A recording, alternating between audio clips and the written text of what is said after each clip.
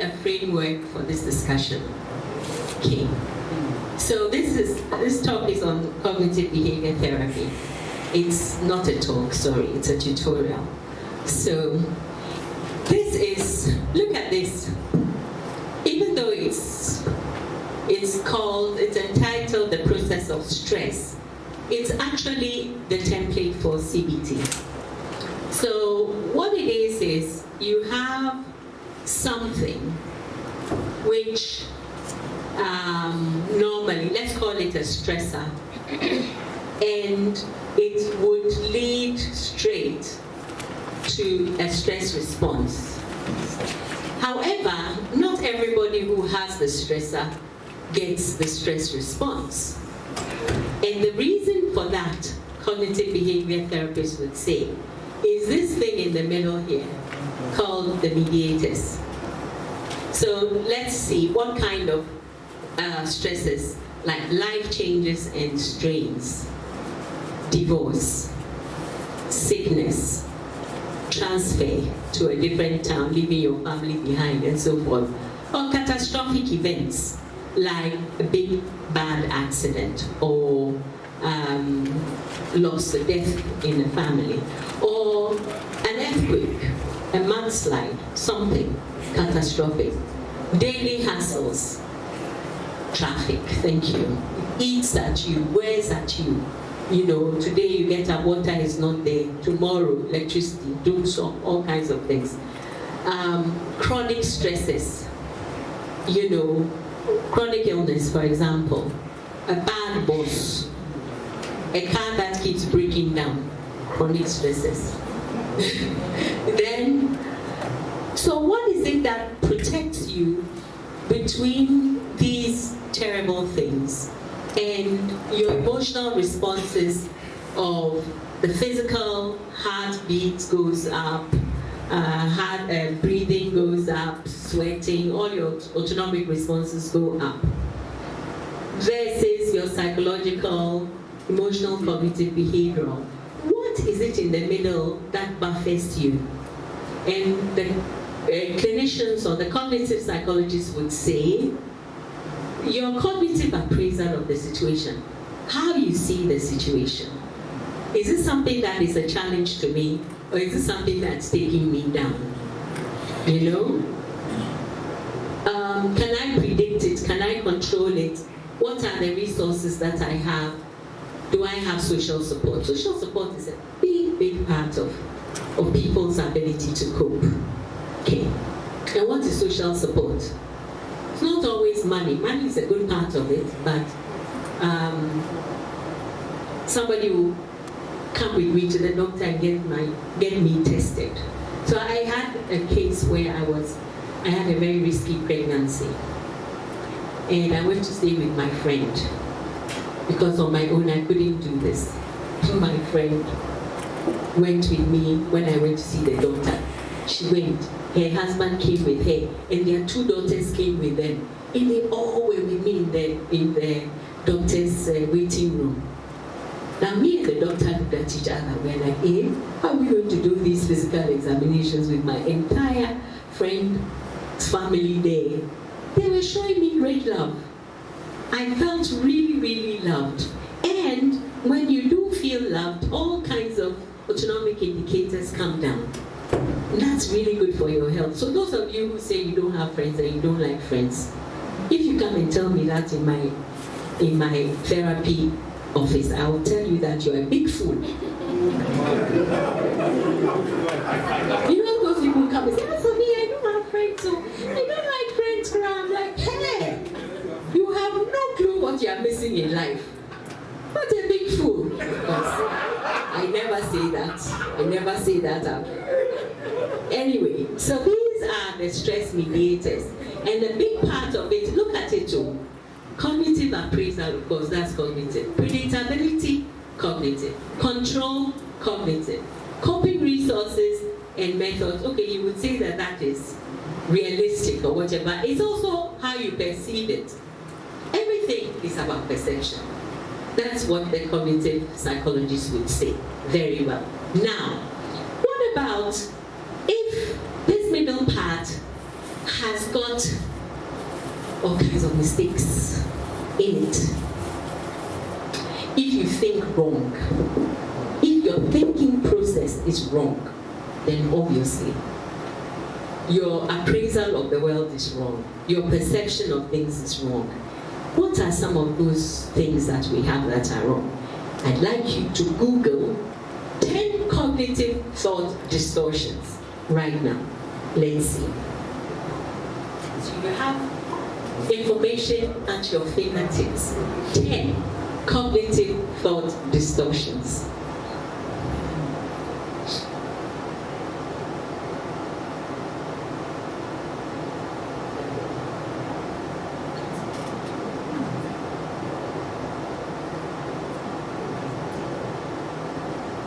You don't have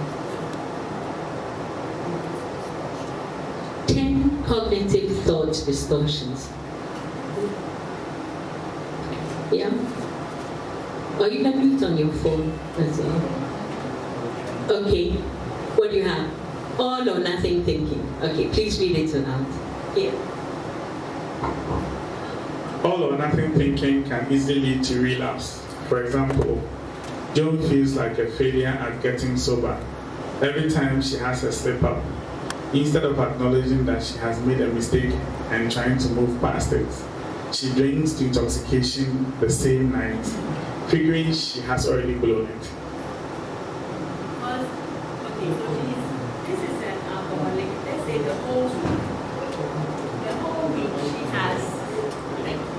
whole week she has had a dry night. She hasn't drunk. Then Saturday night, she goes to drink. She has 2 glasses of wine. She's like, I couldn't stay dry, therefore I've blown it. And then she just lets go and just gets completely drunk. This is all or nothing thinking. And she feels terrible afterwards. But if she had been able to say to herself, girl, you did a good job all week. You've drank 2 glasses, okay. Now you can go home, it's okay. You've still knocked down 50 glasses of wine this week, so you are still like, now go home. Start again tomorrow. So you see the difference in thinking. All or nothing. There you go. There's another one. How many of you tried? Yes, all of you. Okay, can you read the second?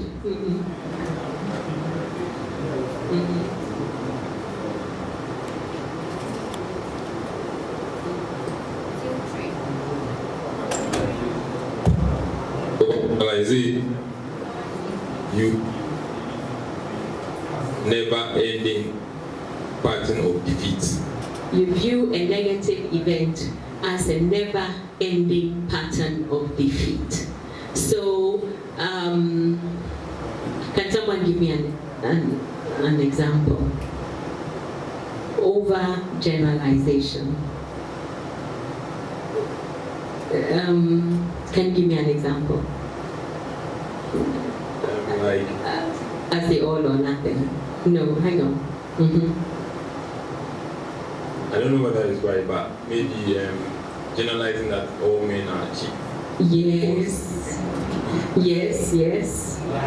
So yes. Because it's true. Is it? Yes.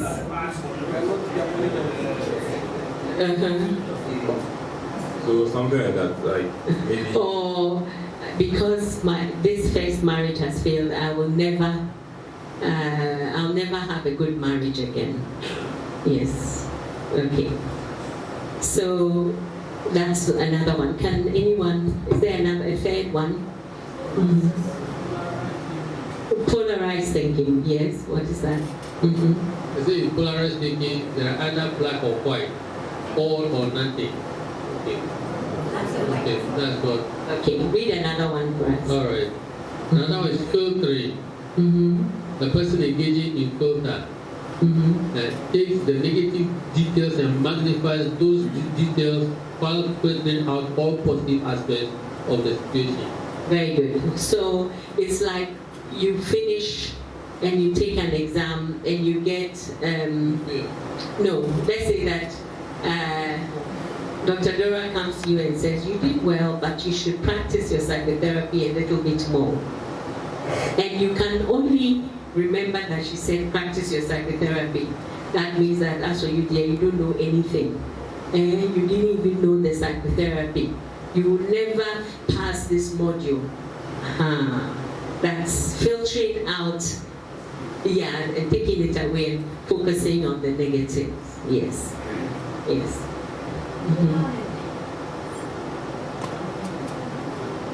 Yes. Global labeling. Global labeling. Okay, can you read that for us? Also referred as mislabeling. A person generalizes one or two qualities into a negative global judgment about themselves or another person. It's an extreme form of overgeneralization. Instead of describing an error in context of a specific situation, a person will rather attach an unhealthy universal label to themselves or others. Example, I'm a loser, in a situation where they failed a specific task. When someone else's behavior rubs a person the wrong way, without bothering to understand any context around why, they may attach an unhealthy label to them. Example is, he's such a real jerk. Mislabeling involves describing an event with language that is highly colored or emotionally loaded. For example, instead of saying somebody drops her children off at a daycare every day, a person who is mislabeling might say she abandons her children to strangers. Okay, so that's extreme. Or you remember something and you tell your friend that, I don't agree with what you are saying about your father, for example, because I remember that you told me ages ago that your father was like ABC. And then the person calls you a liar. Oh, you liar. You are such a liar. But it's really about my memory and what you told me, what you don't remember telling me. Do you see? So that's labeling, which doesn't help. You could have said, I don't remember telling you that. Maybe you don't remember, but I think I said this and that, rather than, oh, you are a liar.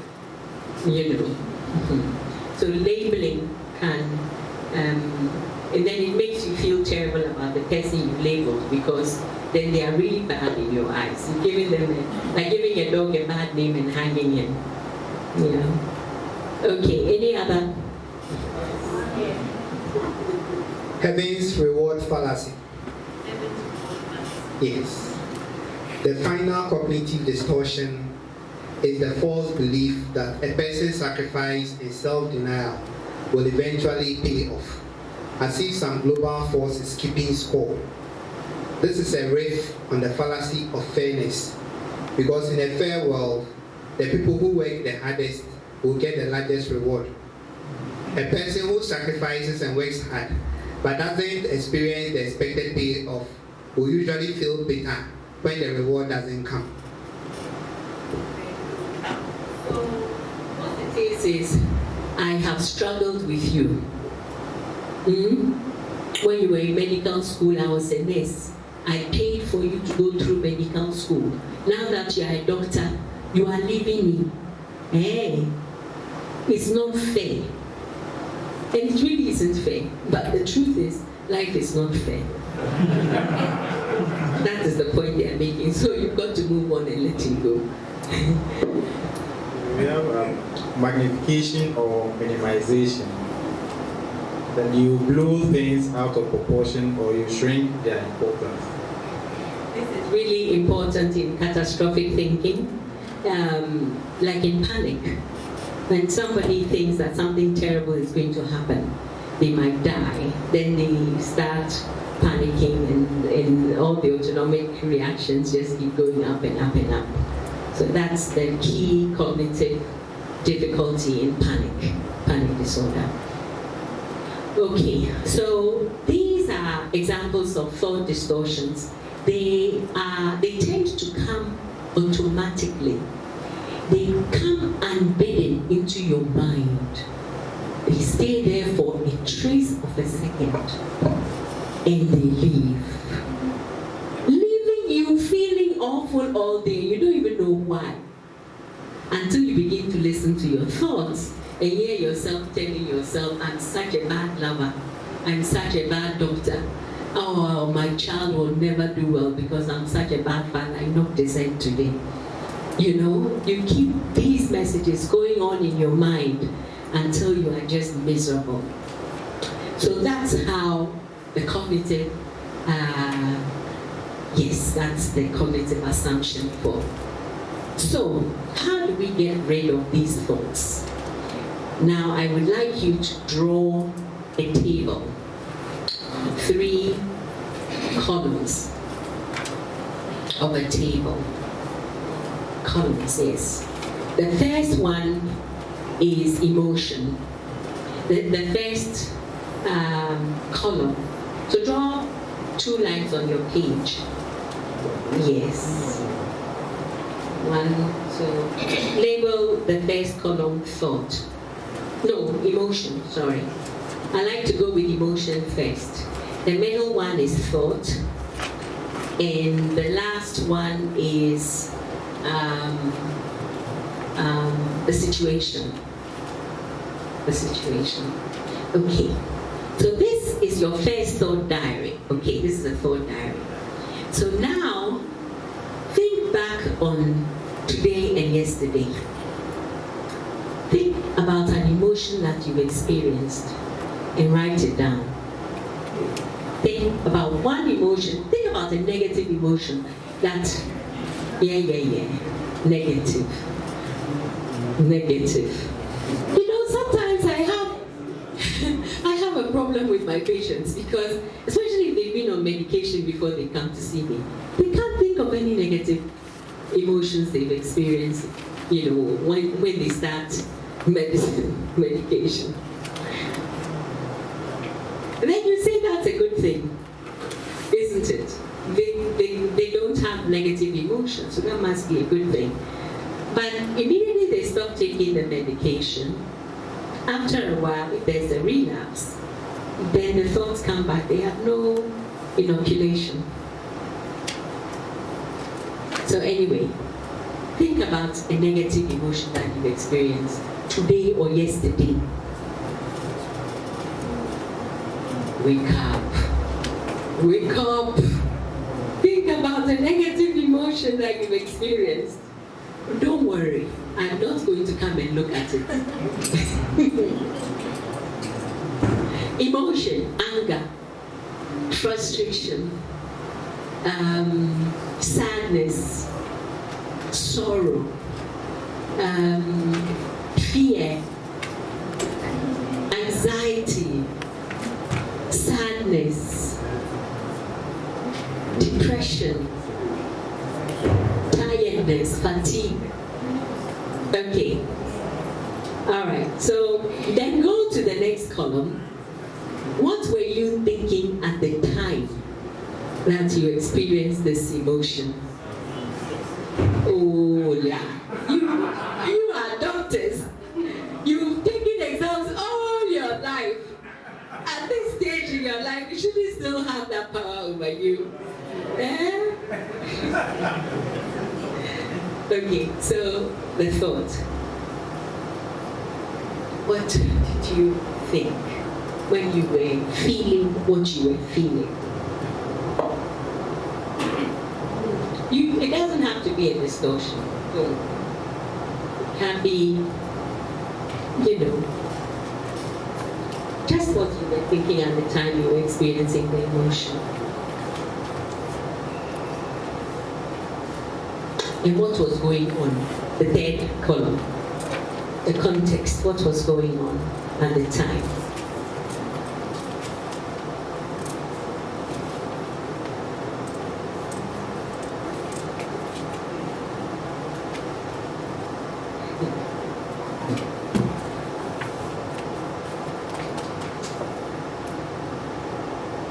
Okay, are you done?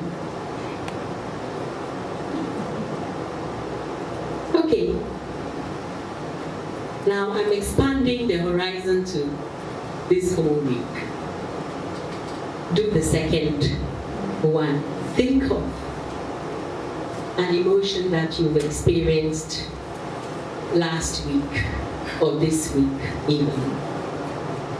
An emotion. Write it down. Yes. The next one. The next one is the next one. Yes, underline it. Oh no, put a situation there. Please put a situation.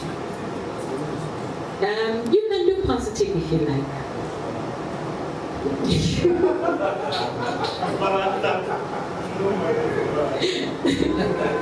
It can be positive, it can be negative. That's fine.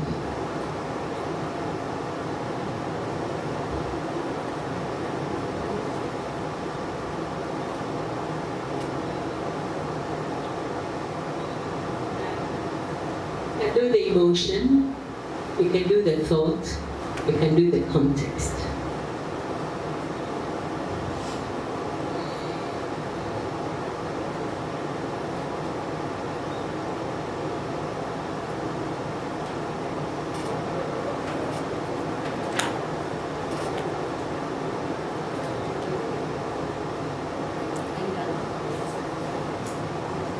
Okay, so does anyone want to share with us?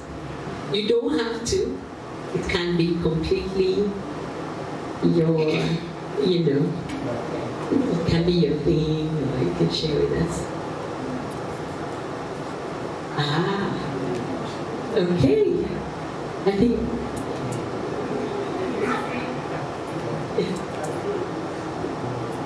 Okay, we have one very brave person wanting to share with us. Yes. My first point, fear. And then the thought was that at the point I thought maybe my family doesn't think that I also get tired, like combining school with work. And then the situation. Actually, this wasn't when I thought about the exam this morning. I was supposed to host a meeting, and then even with the hosting, I needed to invite somebody to come and also share some word of God with us. So it's like we had a place, we went to get a place to bring people in, to give them like food, water, drinks, have some children around, and then at the same time to call people to come and let them know that we're ready, come and share with us. So before it started, I was afraid that, hey, how will I manage this morning's paper? And then all of a sudden the thought that came was that, okay, the emotion was fear, and then sadness, and then the thoughts were that, oh, nobody cares about me. See where she's gone now. How do you go from I'm afraid of this exam to nobody cares about me? And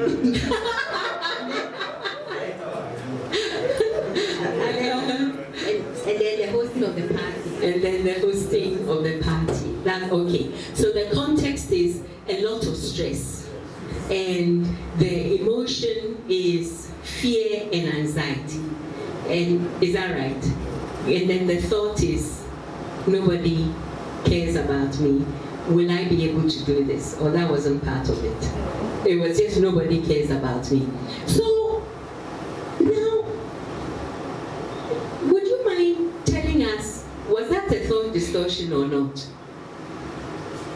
I mean, if you are looking at the situation of hosting, and you are looking at the emotion of fear, you certainly have hosted other things before, bigger things. So, what was the feeling?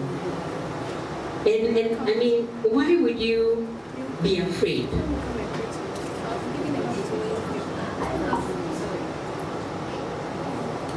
I thought that maybe Sundays like this, everybody has closed from church. Everybody can be relaxed and then prepare for the week. Yes. And maybe previous activities from work, let's say you are doing OPD. Yes. At the same time, let's say your district director planned that you have TB management meeting On Monday. no, Friday. On Friday. Yes. So I was on the ward disease control officer passed by and said, "Hey, director is coming home." So from the ward, it's not like I saw many cases. No, there was a problem case on the ward. I saw the client.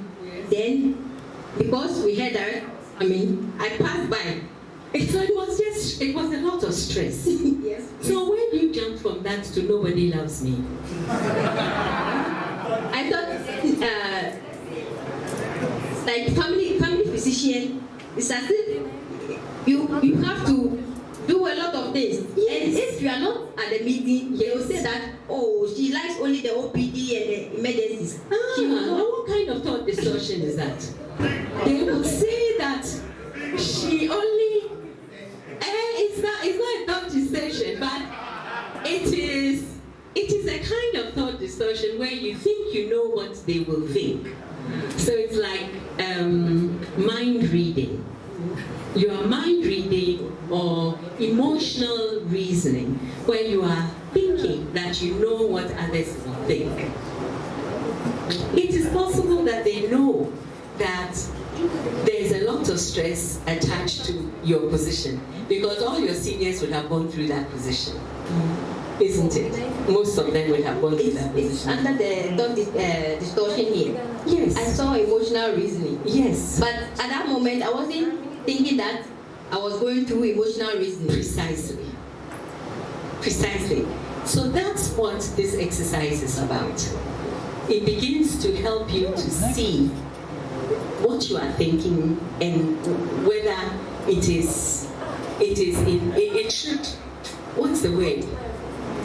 Whether it is a logical step. But we are illogical beings. We are completely illogical, which is why we experience the emotions that we do. So you see, we've caught here right now doing two thought distortions. One, nobody loves me, from being stressed. Two, they will think that I don't like coming to, I only like this, but she's not in their heads. So, okay, so that's what we do with the thought diary. We do this for 2 weeks. We have our patients do this for 2 weeks. Then when they come, we go through the kind of reasoning that she and I have just done and see what the links are. Thank you so much for sharing that. And see, whether the conclusion that you reach is reasonable. Yes. When she was doing the preparation alone, at the same time she was also thinking about, hey, I'm not studying for tomorrow, for the exam, and I'm the one doing it, I'm not done. So maybe she thought, you guys are not helping me. I'm the only one doing everything. Tomorrow I have a exam, so you don't think about me. So you don't like me. So maybe that was what I was thinking. Correct. So you joined the dots for her. So yes, 13 more minutes. Good. Okay. You joined the dots for her. So then she will say, yes, it's true. I had all this work and nobody was helping me. But did you ask them? That's the problem. Did you say, I have exams, so can you do this? Oh. So did you ask your husband, can you invite the people? Can you host them? Did you tell me? You were still thinking all of that. Yes. So, you see, the point is, it doesn't stop you from doing all the things you still do, but it helps with, why are you laughing? What?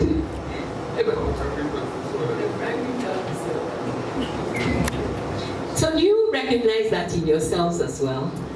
Yeah?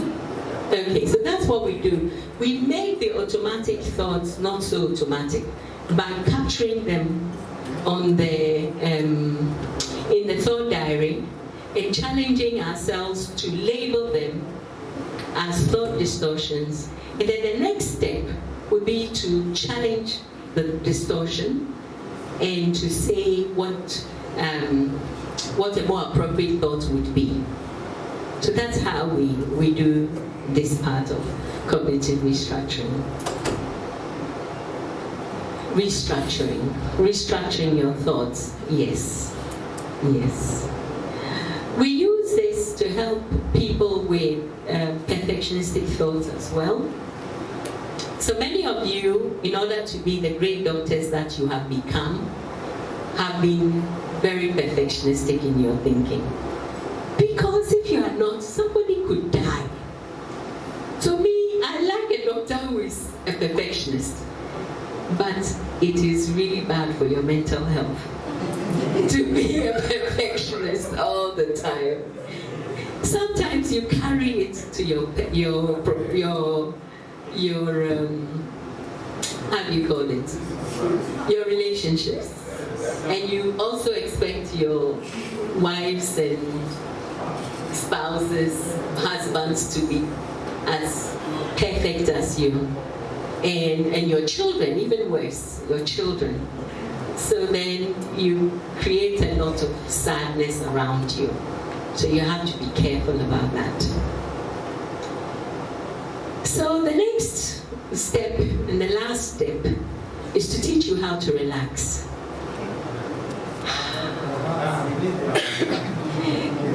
So we've done the cognitive aspect, and I will send Dr. Dora a book which I think you all should have. It's called Feeling Good. Feeling Good, yes. By a chap called David Burns. Very good book. It's written for lay people, but you are not lay people, you are doctors. And it helps you with the cognitive aspects of mood. We all need it.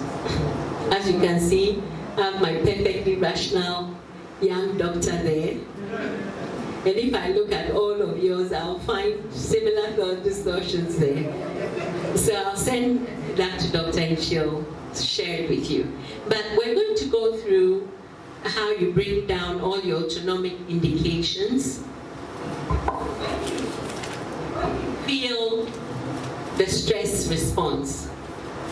Then you can relax. And many people have different ways of relaxing, but yours is not so good if it is drinking. Do you go and drink to relax? If it's smoking a reefer, it's not that great. If it's going to look for a new chick, it's not so great. If it is smoking marijuana, it's not so great. And so forth and so on. I've run out. So I'm going to suggest that prayer might be the closest to what I'm going to show you, and meditation. But if you don't know, then going out for a run might help.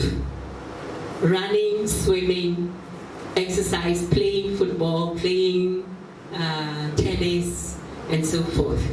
Failing all of that, stretching, is progressive muscle relaxation. So let's do that.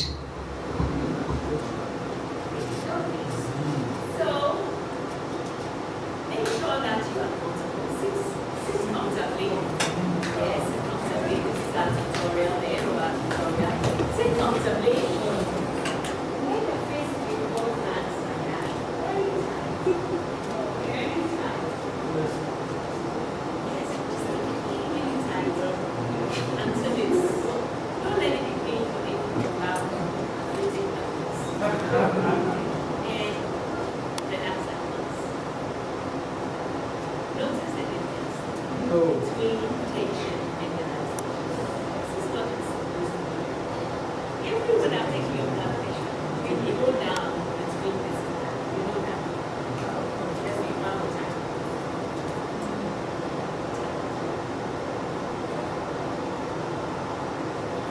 And relax.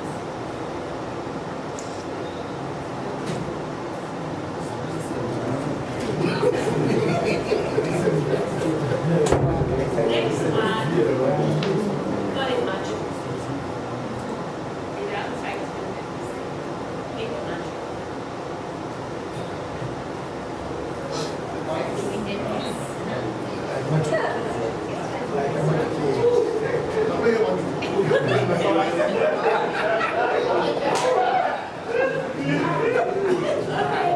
Relax.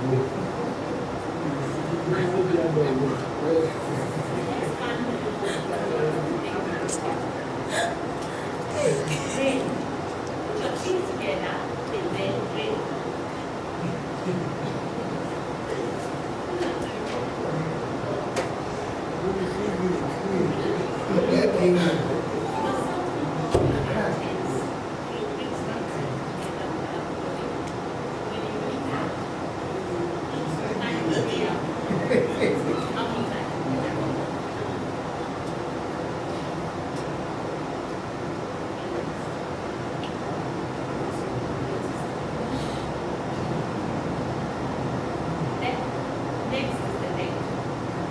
So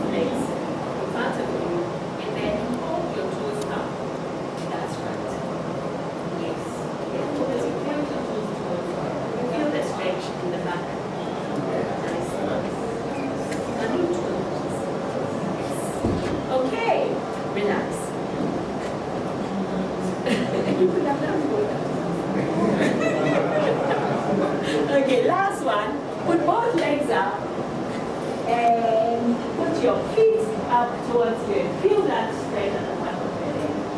Really. Just feel that stretch. It's nice. It's very nice. Then you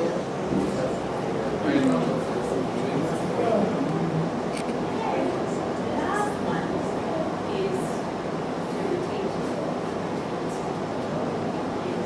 Let's rotate. Yeah. Then when you go to last, what you can do is see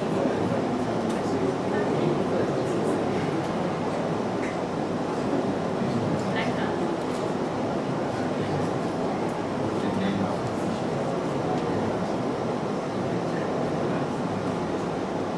Okay, so that's it. So you do this. So, for me, my client is coming. If they have an anxiety disorder, I'm teaching them the CBT, the cognitive part. The next time they come, we'll do the facial one and then the vision. Then the next one will do, and then after that, that's how. So then, after that, we pair them up. To me, the long-term goal is that this patient and your root cells will now find a way to test your whole body at once. Release. Bye-bye anxiety. Come on. So, because when you've done to relax your muscles, I send a message to your brain that there's nothing to fear. The brain relaxes, so you're breathing the other way. Instead of telling the brain there's nothing to fear. First, before you can relax, you just relax the body all at once, and then it sends a message to the brain. Don't worry about it, there's no danger. Nobody's coming after you, your horse is far away from us. So that's how we do it. Any questions? Okay, I'm done.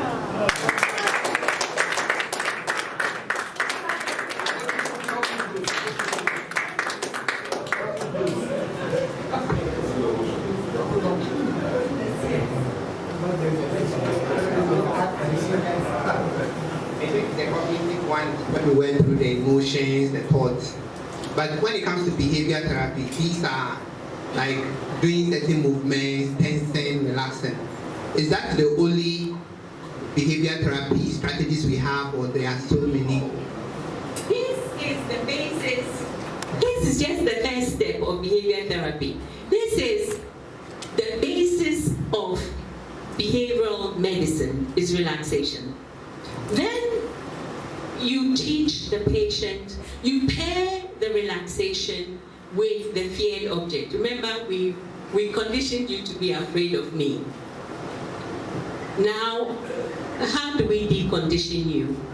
I teach you to be relaxed without me. So the therapist teaches you. Then the therapist brings me here or here, and you say, how much are you afraid of me being here? And you say, on a scale of 1 to 10, I'm afraid of her 9. No, I'm afraid of her 6. So then they'll take you through the relaxation. Then you say, okay, 2. It's down to 2. Then they bring me here. Then they'll take you through relaxation again. Now they'll bring me here. They'll take you through relaxation, and now they'll say sit. Touch. Then by this time, we have paired relaxation with me. I'm back to being neutral. So that's called systematic desensitization. Or they might say, let's flood him. We will even teach him how to relax. Angela, just be bad and come and stand by him the whole time. And I've flooded him with so much anxiety, but nothing happens to him. He doesn't die from the exposure. So he learns that I'm not such, it's okay.